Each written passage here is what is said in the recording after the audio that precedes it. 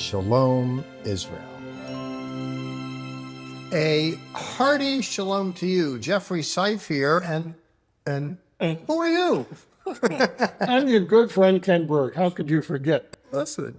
We have traveled to Israel together so many times, I've lost track. How many times do you think it's been? Shy of 50. Yeah. And you know what? This guy is great. Every time I've gone with him, he has been amazing. I mean, I would ask him to climb the mountain to get a better perspective on it. He climbed the mountain. How high should I go? Okay, whatever it would take, he would do it. He's a real trooper. He really is. So Ken's kind, and he's made more television in Israel than most men. More than anyone, perhaps, to tell you the truth. And I'll tell you, Ken is the greatest of the great. His dad was the first Assemblies of God chaplain in World War II. Ken's brother, his dad's son, of course, became a famous theologian. But you had a hankering for visuals, and you studied visuals and art, and you became a television producer. And here we are. I did. You know, one thing led to another. Way back when I started with Zola Levitt. Yep. And slowly you became part of that program. And then it became Our Jewish Roots. Yep. And again, we traveled to Israel so many times together. And it's just a joy to be working with you again. And I enjoyed this time working with Barri, your wife, on this recent Shalom Israel series, which most of you have already seen, but we're repackaging it a little bit to include kind of background from people who were on the tour, such as myself and Carol Edwards and others like that, and to give their own personal perspective of that particular program. And I'll tell you why I think that's important too, because I think we're evolving beyond the world of heroes, and there are unsung heroes. Truth be known, they're people we look up to because we see a television camera pointing at them or they stand on a stage. But behind every one of them, there's just a million worker bees that make it all happen. And you're taking a look into the beehive to see who's making the honey. Well, to include the people that are behind the scenes is Clayton Herring, who's right behind the cell phone we're using right now. My cell phone, which I shot all of the Shalom Israel with on location. I bring it back, and then Clayton Herring thankfully has the talents and the giftedness to be able to put it together. It makes sense of it. And he and the crew used to schlep around these big $50,000 cameras and all this stuff, and now it's just you can get a 5-minute clip in an iPhone, and it looks pretty darn good. It's amazing. Yes. So this last trip was very eye-opening to me. Again, having been on tours many times before, but never experiencing the charity mission like this particular tour has. And your wife Barri has led this how many times? A lot. I don't know exactly. Many times. So it was a joy to be with her. And, to see the expressions on people's faces as they receive the gifts of the IDF, kids in hospitals, Holocaust survivors. Wow, it did things to my heart just to see that. It's a good point. It's the human touch. You've gone over there. You've interviewed.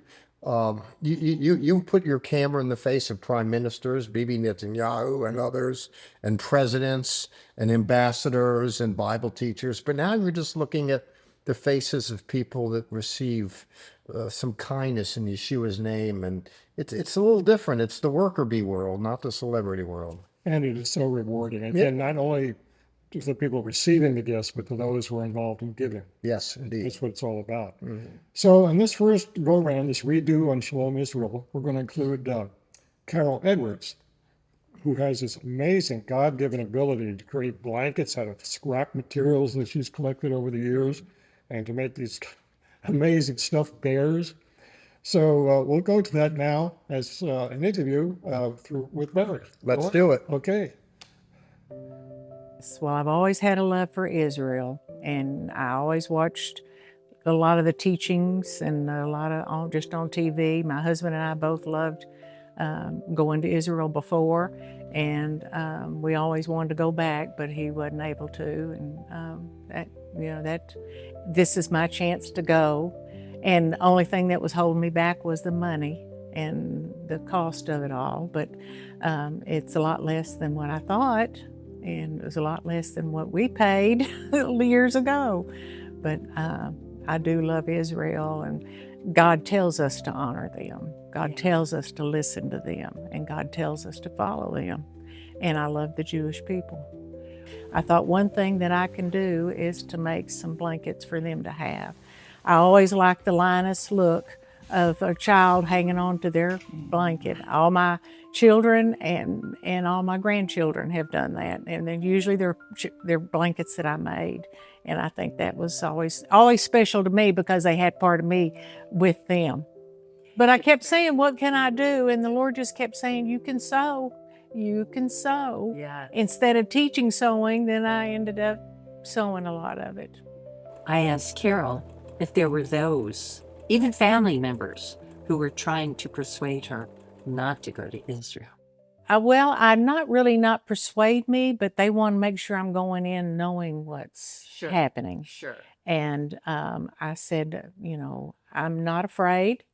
And I said, there's still people over there in such need. Yes. Young kids that just breaks my heart. And young mothers and people that have lost everything and people who have lost a loved one. There's a lot of needs. And that's what I'd like to go. And I have been on several mission trips, but not like this, not going into a unrest in the area. Yeah, honey, people used to think that if someone was serving the Lord, they need to become a monk or a nun or something. But with the Protestant Reformation, all that changed. The thinking was that all vocations are sacred. Individuals are gifted to do different things. And what's important is that we use our gift.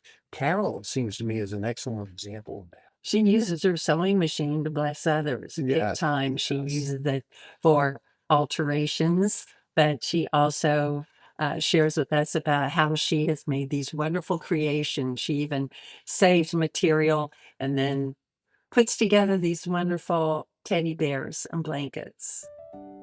Well, it's really quite simple when you're making just blankets or even doing quilting. I did not quilt all these, but I did, make the blankets out of them. And one side's a real soft side, and then the other side is, it kind of gives it the body of the blanket. But I just went with a yard on 36 inches by 36 inches, and just about all fabrics give you that wide, you can open them up, and then I just matched the colors the way I thought I could. And I have so many that that was easy to do. Carol's husband died after a bout with cancer, and she's a widow. And she was prompted by the Lord to begin sewing many years ago. I asked her how it all came about. Well, in one of my crying prayers, I kept saying, Lord, what am I going to do? What am I going to do? I verbally feel like I heard him speak to me saying, you're going to sew. And it just exploded.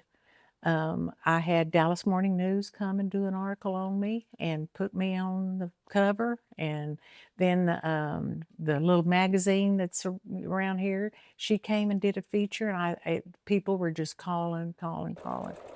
As much as everyone loves Carol blankets, really stuffed animals or stuffed bears are the ones that are really adored. This is a cutie. He is a cutie. And I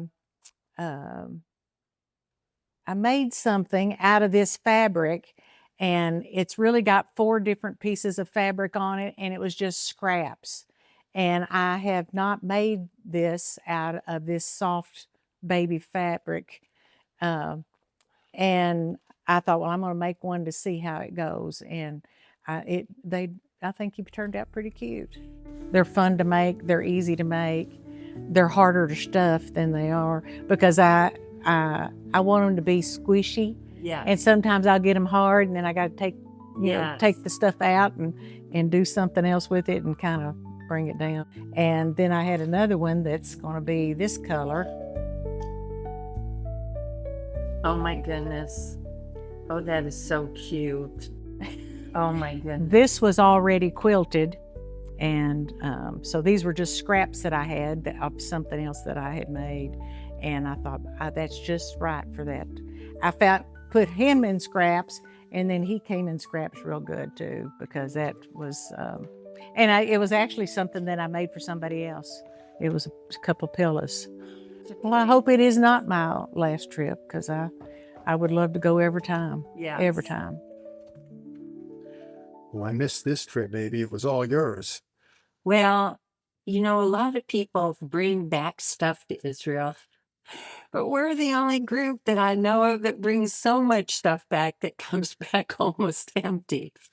And so Carol, with her creative sewing ability, with the blankets and the bears that were just adorable, and even the way she makes sure that they are safety eyeballs for the little stuffed bears.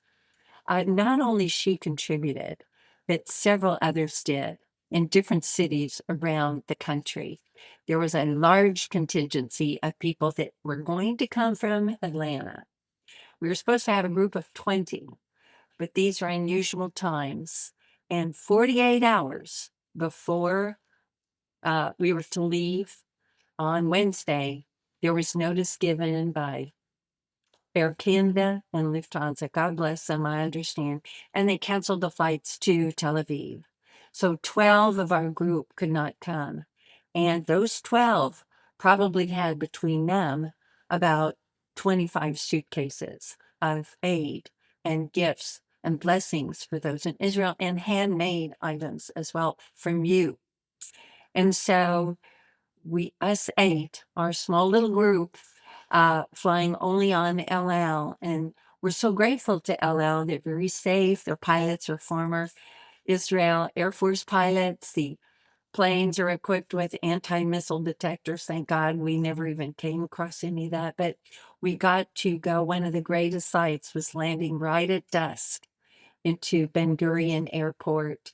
And it was just such a blessing. The journey began. So not only did Carol have her items, but we had items. We still brought about 25 suitcases, of which our charity does pay the overage, the luggage fees. And so there's one young lady, Wendy Hatton, who you'll be seeing here in a few minutes, that made sure that people, well, she collected socks for the IDF, T-shirts, some handmade items. IDF, Israeli Defense Forces. Thank you. The Army. Yes. And they have a big need right now. And so even with T-shirts and socks, which we equip them with. So you're going to hear from Wendy. And we have people from both sides of the continent, from the country, from North Carolina, and Wendy's from Portland, Oregon, and places in between. So hope you enjoy learning more about Wendy's journey to Israel with us. Well, I had heard about it through Ruth, my sister-in-law. She's gone with you several times and she lives in Dallas. And I was interested then, and I'd been to Israel 3 times already, but on tour, or 2 times, I guess, at tours and stuff. So I didn't really do any kind of charity or mission work with that. And so I kind of felt like as much as I travel, I want them all to be mission trips. You know what I mean? Like you're going somewhere, you want to do something. You don't want to just be there, right? You want to do something. So that's what, when she invited me to go, she wanted us 3 to go as sister-in-laws. And, I really loved it. And I think I've always, had a heart for the Israeli people, but it really opened my eyes to more of that, and especially with the war going on, the needs and how persecuted they have been and how hard that is. Our flight to Israel was a pleasant one, as usual.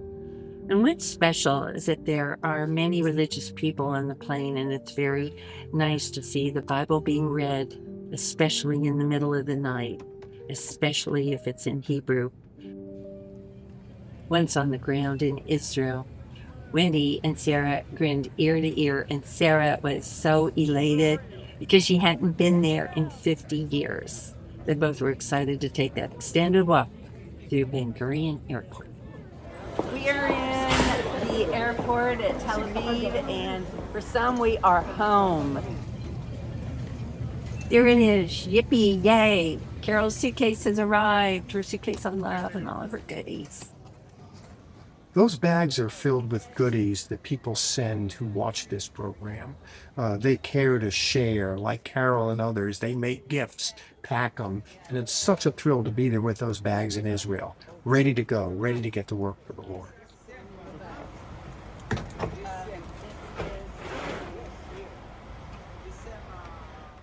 So many people do so many things to bring all this together to share the love of God in Israel. Yes. Well, I always like to say that it's your gifts, your donations, your care, your prayers is what gets us there. And we are your emissaries, and we are emissaries of the Lord. You know, So, we can, yes. we can always use a buck, and thank you for those who share those dollars, but share teddy bears too, and crafts and what have you. And the Lord gets a lot of utility out of those. We're excited for you to join us in the future shows because you'll get to see the smiles. You've seen it all from our end, but wait till you see on the receiving end. It'll bless your heart. Yes, and so it is. Shalom Israel. Thank you for partnering with us to bring peace to Israel.